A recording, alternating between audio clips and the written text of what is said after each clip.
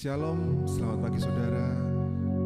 Pada pagi hari ini mari kita datang ke tahta kudusnya, agar kita beroleh kasih karunia, beroleh berkat-Nya yang akan memberkati kita sepanjang hari ini. Mari kita siapkan hati kita.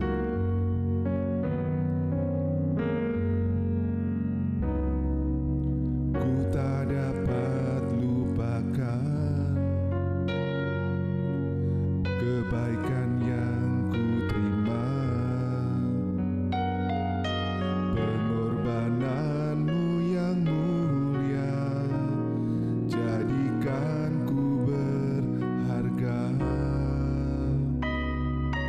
Kau tulus menerima aku apa adanya, kekuatan kasih-Mu nyata memulihkan hidupku.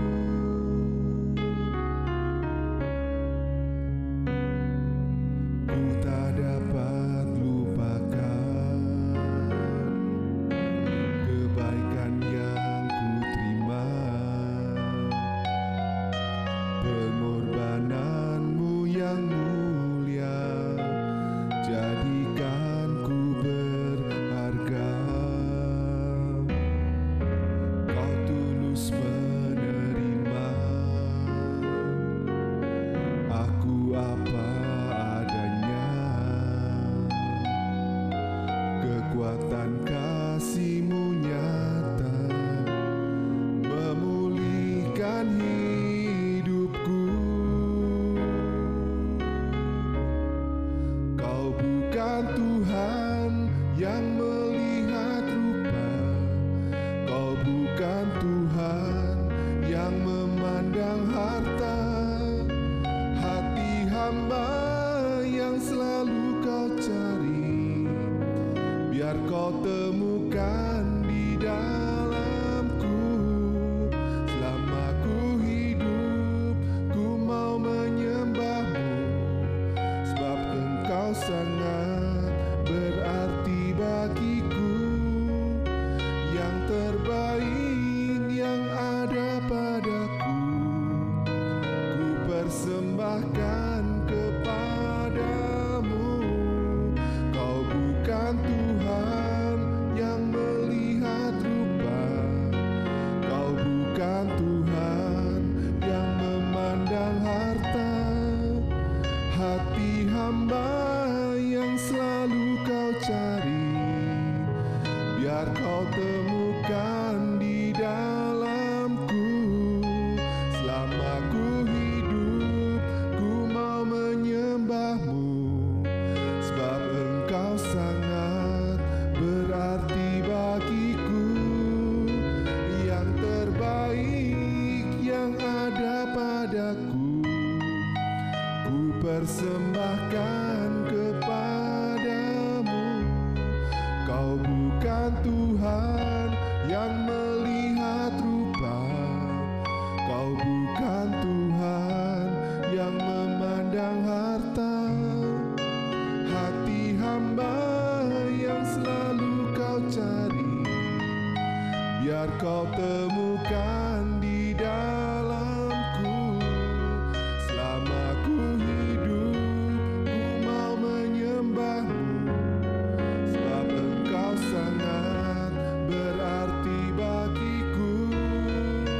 Yang terbaik yang ada padaku, ku persembahkan kepadamu. Kau bukan Tuhan yang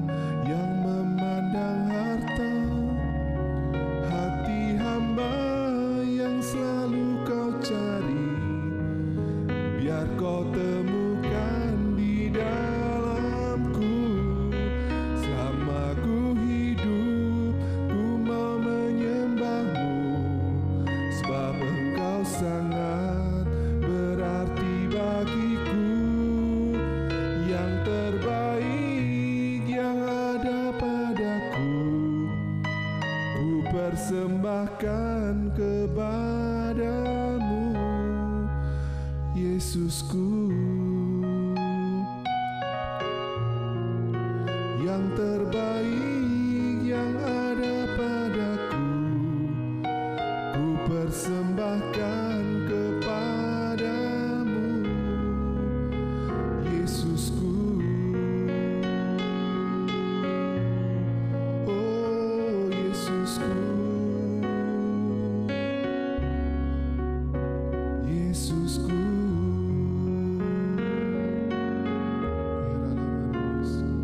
Hanya yang terbaik yang kami persembahkan kepadamu, Tuhan. Ku berterima kasih atas pertolonganmu, atas kasih setiamu yang besar, atas anugerahmu dalam kehidupan, oh Yesusku. Kami percaya Tuhan, Engkau Tuhan yang melihat hati kami ketika kami memberikan yang terbaik, karena sudah selayaknya Tuhan. Engkau sudah memberikan yang terbaik atas pengorbananmu dalam kehidupan kami ya Tuhan. Ajar kami untuk dapat memberi yang terbaik dalam segala hal dalam kehidupan kami ya Tuhan. Biarlah firman-Mu pada pagi hari ini boleh mengajar kami untuk kami dapat melakukannya itu ya Tuhan. Terima kasih ya Tuhan. Hai dalam nama-Mu Tuhan Yesus kami sudah berdoa. Amin. Shalom Bapak Ibu Saudara terkasih dalam Tuhan Yesus Kristus. Saya ucapkan selamat pagi. Kembali berjumpa dengan saya dalam sesi ibadah doa pagi secara online. Puji nama Tuhan, masih dalam tema khotbah adalah menabur dengan air mata akan menuai dengan sorak-sorai. Menabur dengan air mata, menuai dengan sorak-sorai, ini bicara tentang proses kehidupan kita. Ini bicara tentang pengujian hidup kita. Dan proses kekristenan ada proses seumur hidup. Kita akan mengalami pengujian-pengujian yang diizinkan Tuhan terjadi dalam hidup kita. Pagi hari ini kita akan belajar bagaimana Tuhan kita Yesus Kristus juga mengalami yang namanya proses, ya. Itu disebut proses Getsemani. Kita akan sama-sama buka kepada firman Tuhan di dalam Markus pasal 14 ayat 32 sampai dengan ayat yang ke-36. Markus pasal 14 ayat 32 sampai dengan ayat yang ke-36. Akan saya bacakan bagi Bapak Ibu Saudara. Lalu sampailah Yesus dan murid-muridnya ke suatu tempat yang bernama Getsemani. Kata Yesus kepada murid-muridnya, "Duduklah di sini sementara aku berdoa." Dan ia membawa Petrus, Yakobus dan Yohanes sertanya. Ia sangat takut dan gentar. 34. Lalu katanya kepada mereka, "Hatiku sangat sedih, seperti mau mati rasanya. Tinggallah di sini dan berjaga-jagalah." 35. Ia maju sedikit, merepekkan diri ke tanah dan berdoa supaya sekiranya mungkin saat itu lalu daripadanya. 36. Katanya, "Ya Aba, ya Bapa, tidak ada yang mustahil bagimu. Ambillah cawan ini daripadaku, tetapi janganlah apa yang aku kehendaki, melainkan apa yang Engkau kehendaki." Demikian firman Tuhan. Nah, Bapak bisa terkasih dalam Tuhan Yesus Kristus. Sebelum Tuhan Yesus disalib, Dia terlebih dahulu masuk taman Getsemani untuk berdoa. Tuhan Yesus tahu bahwa Dia akan mengalami satu proses yang sangat menyakitkan, satu pengujian yang sangat mengalami penderitaan yang sangat besar. Ya, loh, Pak Pendeta, bukankah Yesus itu Tuhan? Kenapa Dia harus takut? Kenapa Dia harus gentar? Ya, kenapa Dia harus sedih? Ya, betul. Yesus adalah Tuhan Sang Pencipta langit dan bumi.